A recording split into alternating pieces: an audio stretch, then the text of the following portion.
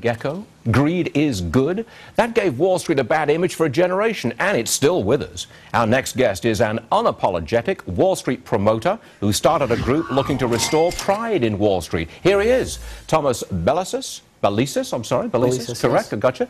He runs one of those wicked hedge funds. He's the chief executive officer of John Thomas Financial. He's with us today. Good morning, guys. Good morning. Welcome. Welcome. Okay, which argument are you making, one of the two? Number one, that Wall Street wasn't to blame for the mess in the first place. Or, two, bashing Wall Street now will not make things better. What's your argument? Both. Let me first start where Washington is right in their perception of Wall Street.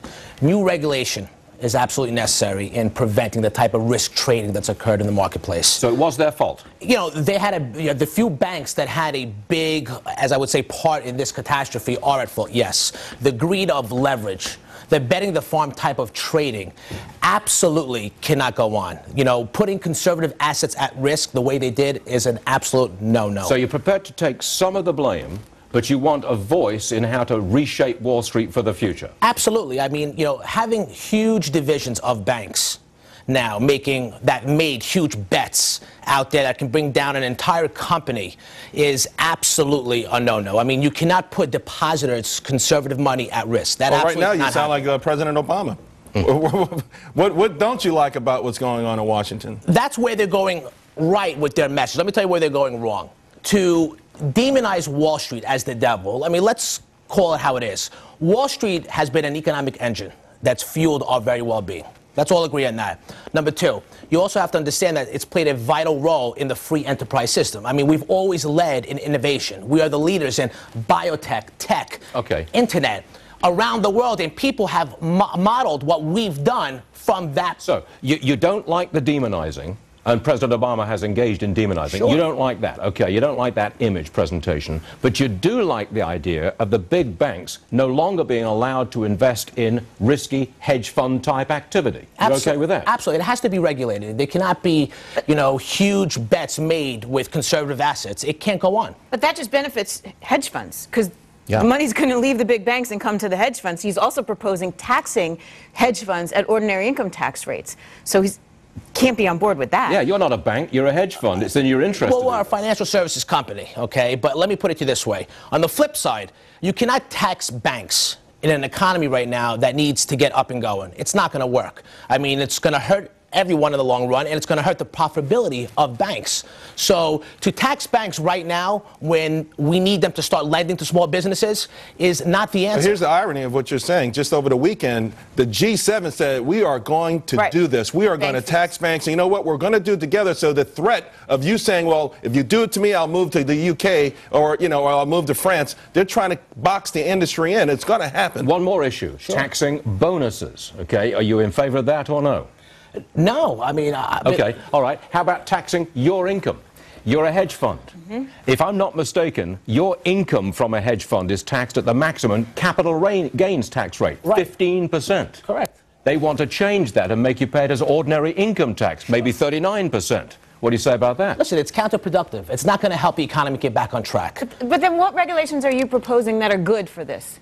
Listen, like I said, I think the regulations that need to happen is to make sure banks don't have the ability to make outrageous bets with conservative assets. That's what I believe will prevent a catastrophe again from happening like we just saw. Real quick here, Thomas. Didn't we have regulation before and it just didn't work? What makes you think it's going to work now moving forward? I mean, don't you think the banks are going to be one step ahead of the regulators?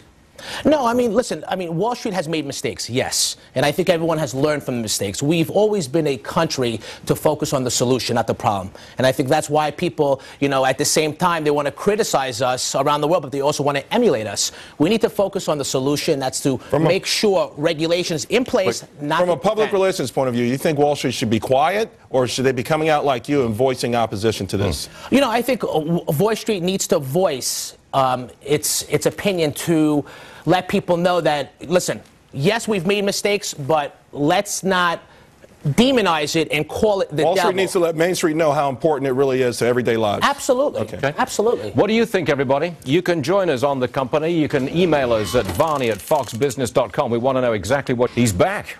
After being ousted as CEO of Merrill Lynch last year, John Thain has been named chairman and CEO of small business lender CIT Group. Thomas Belesis, CEO of John Thomas Financial, still with us. This is the man who did a $1.2 million office renovation. He was fired by Bank of America from his position at Merrill Lynch. He's kind of a poster boy for all that you're defending about Wall Street as being bad. Sure. Should he get his job back? I do. I think he should. I mean, CIT, almost collapsing back in 2009 from the subprime, and now having a gentleman like John Thain coming in there with a track record, president of Goldman Sachs, former CEO of Merrill Lynch. He did do well when things were going well at Merrill Lynch, and I think it's a plus for CIT. I do. So you're saying that he is a very good executive brought down by his public image, and it's the public image of Wall Street that you don't like, its bad image, and you're trying to restore it. Exactly. Okay. Exactly. Any comment? I think this is his penance. And he can't screw this up. He is coming out to save face for himself. He's a good executive. He's done well over the years. He just made a grave mistake buying a $30,000 rug, which he has since come out and paid for out of his own pocket. This is his opportunity to save face, especially with the small business people of the world. He has to do this, or his career's done. Well, Charles, didn't he? I was going to say, didn't he destroy shareholder value by hiding what was going on at Merrill Lynch, and ultimately shareholder value at Bank of America? Isn't that what a CEO is exactly not supposed to do? Well, you can argue that, although I would say he, if you want to put it in a street parlance, he might have gotten over on the deal for shareholders. So he deserves a pat on the back. Yeah, I mean, if you're a shareholder and you get $29 for something that maybe would have gone for $10 a week later. Yeah. But Thomas, you want him to succeed because CIT is a very important company. It's a huge lender to small businesses. Absolutely. And with a guy like this with a track record, listen, he's made some mistakes, yes, but with the type of track record that he has, it can only help CIT. And I think it's a very positive sign going forward. Let's see if it's helping the stock this morning. On the floor of the New York Exchange, Sandra Smith, CIT, yeah, it trades. What's it doing today, Sandra? Oh, it sure does, Stuart, and it's actually higher by more than 3% out of the gate this morning in the pre-market. Oh, now it's up about 5%, so building on its earlier gains.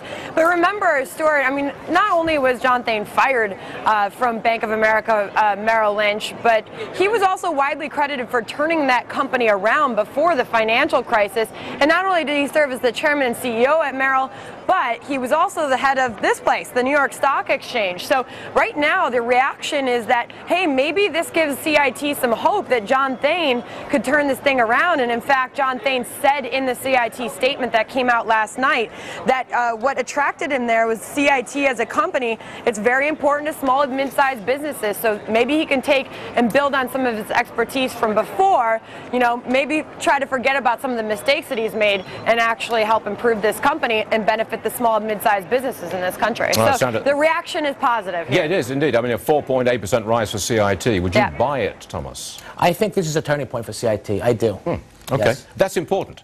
A very important company. They lend to about, what, 3,000 or 2,000 retailers? Absolutely, yes. Big deal. Yeah. Thomas, thank you very much for joining us. We really appreciate it. Thank you, guys. Come and defend Wall Street any day you like. Will do. We want to know we're overall so that people feel like you're really, Sure. Plus, I don't like anyone outdressing me on this. Yeah, he does look good, doesn't he?